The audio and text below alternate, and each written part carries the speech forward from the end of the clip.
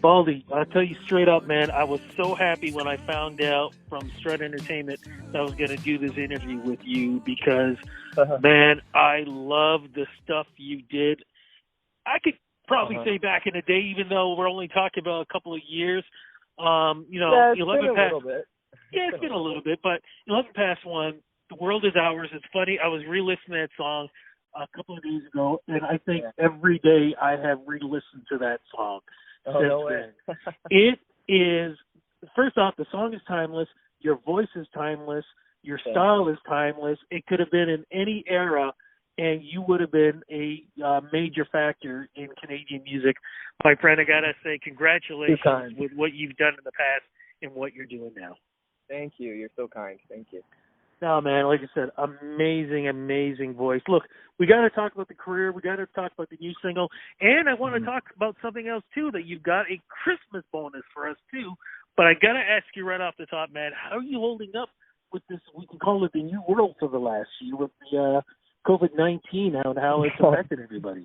I know. It's pretty crazy. I mean, you learn to cope with it, right? I mean, obviously it's taken an impact on everybody's lives, and like obviously the music industry too. You can't play any shows live anymore, and a lot of things are changing, but like I just cope. I just stay grounded and just try and keep busy and hang out with the family. I don't know, exercise. Does it musically, does it give you ideas different worlds, different types of music?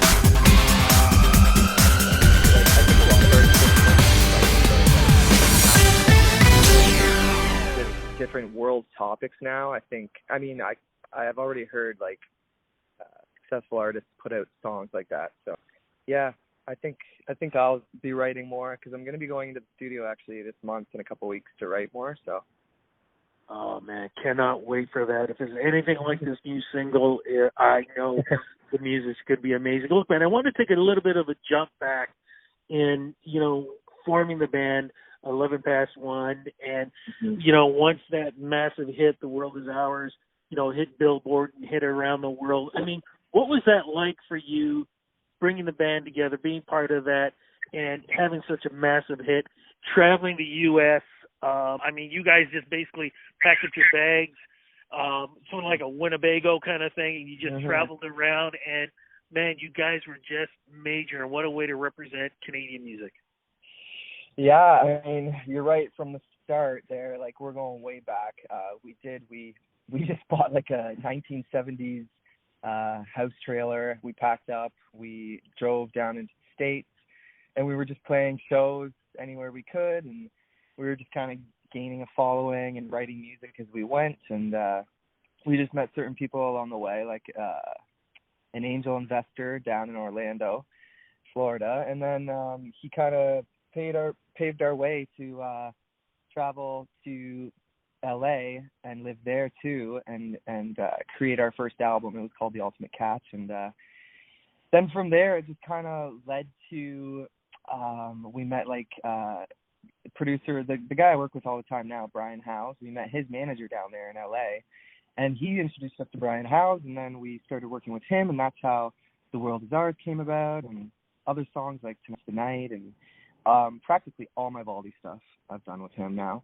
So that kind of led, into that, and it was a whirlwind, definitely. And then once The World Is Ours, once we took that to Virgin Radio Toronto, they loved it so much they started putting it in heavy rotation, and pretty soon, shortly after that, the whole country followed suit, like all the big top 40 radio stations, and it just kind of led to that, and that led to a record deal with Warner Music Canada, and yeah, it was a lot of work. Like, that's just everything in a nutshell, but it was pretty crazy. It was amazing.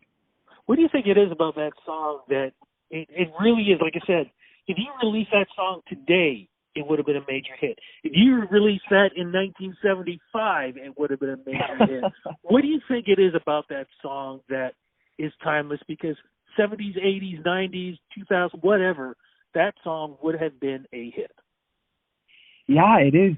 It's hard to like pinpoint that, but like I think it probably just has to do with a culmination of like just kind of simple production, yet it's so like timeless. And also the way we wrote it, I think it's just like a feel-good song lyrically and melodically. I think it's really catchy. So I think like all those different components will basically answer that question. Like, it's hard to say, right? I mean, but that's what I think. Riding a wave, chasing the sun, only gets better when you're with someone that you love who takes your breath away. We're wild and we're young, we're living for today. The world is ours.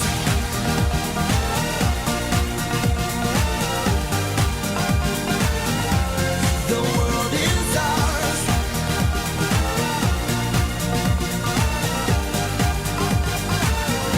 Well, you know what? Like I said, you do get a good feeling when you hear it. The video is amazing. I love that quick little shake that always happens. That video was so much fun. We shot that down in Cuba, and without hardly a budget. And really, yeah, we did it with Ben Nechtel. I've done like three or four other videos with him after that. He's a Juno Award-winning director, and he's actually going to be doing the video for the Mirror. We're putting that together right now. But he first got on the map with his with Carly Rae Jepsen's "Call Me Maybe." He did that video, and then but our old guitarist in 11 Past One, he actually grew up with him. They had a cottage down the road together, so that's how we kind of hooked up with Ben. So shout out to Ben. Well, amazing video. Like I said, amazing music. But 11 Past One, are you guys still together? Because you guys released your music right up to 2017, if I'm correct. Yeah, I mean, you know, we're not disbanded, but we're not doing anything. You know what I mean? Like, everybody is still friends, and obviously I have a brother that was in the band, so obviously we're still tight. But no, we're not working on anything because I'm taking this time to just kind of creatively be solo and be myself as Valdii. So, how important is it for you to do your own solo work? Because, you know, it's one thing when you're with a band, but it's another thing when you're doing it on your own. It is.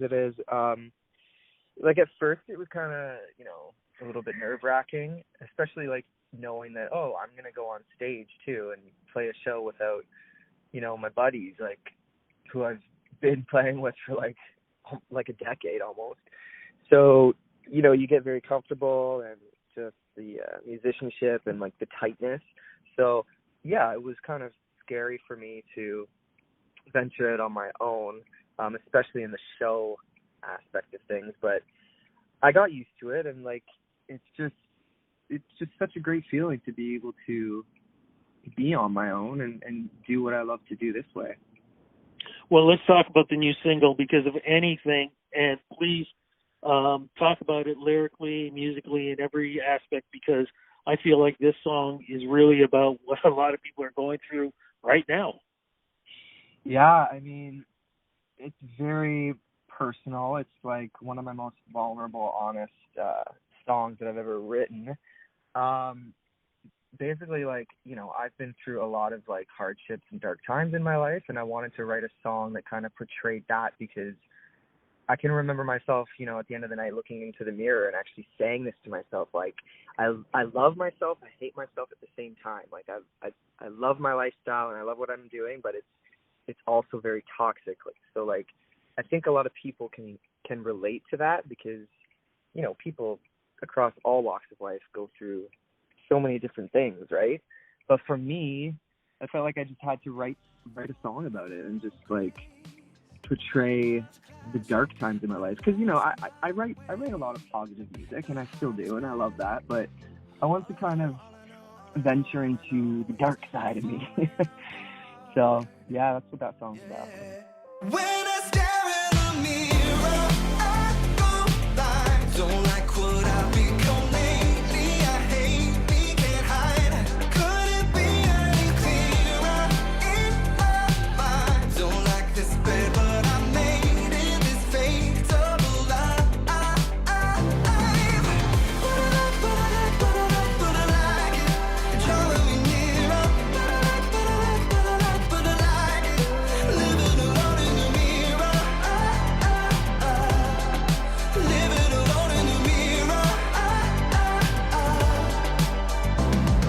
Well, you know what? I think it's a brave thing to be able to do. But it's funny because here you have this great single, but you also have, as I mentioned a little bit earlier, you've got a Christmas bonus for us. You you wrote and released a new Christmas song. Yeah, it's called "The Messiah Was Born," and make sure you guys go take a listen to that over the Christmas season. It's just a simple Christmas story about Jesus being born, and you know how he was born and died for us and rose again, and it's just that simple love story to the world, basically. And the Messiah was born, the King of all creation had come into our world to save us from within, to die for all our sin, naked on that cross, in Jesus Christ. Okay, now you say simple. This is what I've always said over the years. I believe that the hardest song to write is a Christmas song. The reason why I've said that for so many years is because we have so many classics and so many, words have been used. And artists like yourself, when you decide you want to write instead of re-singing a classic, you have to come up with your own original words for it to become its own classic. How difficult, or was it difficult for you to write a Christmas song that could be considered original and not taken from little bits and pieces from other classics? Well, for me, I guess I'm going to say it wasn't really that hard lyrically because just like growing up in the church and like, having this relationship with God, I think it was just easy for me because my mindset has always been there and always been about these lyrics. So I think it wasn't really that difficult for me to come up with the lyrics. But, it actually, I can remember writing that song, and it came to me so quickly. I think I wrote it within 10 minutes. So. How would you feel, though, being able to know 50 years from now or 100 years from now when a family, Christmas Day, they've got the tree is up, they're opening up gifts, Mom's making breakfast, there's cocoa and everything else out there. There's a Bing Crosby song, there's a Nat King Cole song, and then there's your song being played in the background. I mean, that's an amazing thought to think about.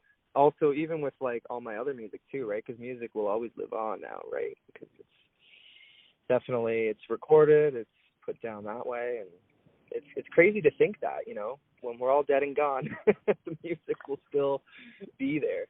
It's all about legacy, my friend, and that's what you've been able to do. Will there be more music coming up? Are we looking at an EP or an album, hopefully, in 2021?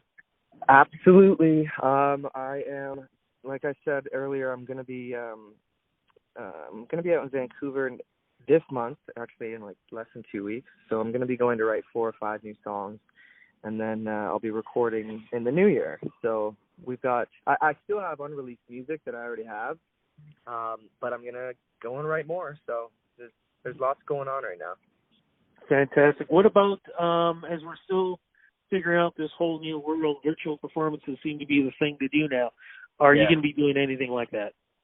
Yes, absolutely. I already have 2 in the works. So that'll be coming up soon. Okay, so I guess social media is the place to go to follow you. Where do we go? Social media, man. Everybody hit me up at Valdii Official. So Valdii, Valdii Official. And that's across the whole board. All my social media handles, YouTube, at Valdii Official. Valdii, I do remember several years ago when that massive hit came out, we did an interview. I know we did an interview with the band. I've been trying to find that picture of us, but I've got tons of pictures. One of these days I'm going to find it. I'm going to post it. But thank you for the interview from the past. Thank you for the interview for today. Looking forward to interviews in the future. And, man, just keep doing what you're doing because you give us great music. Thank you so much for doing this interview, man. You're so kind, man. Thank you so much for having me. Be safe. Enjoy the holidays. And we'll definitely be talking in 2021. Take care. Yeah, man. Merry Christmas. Happy New Year. Merry Christmas. Bye-bye. Bye-bye.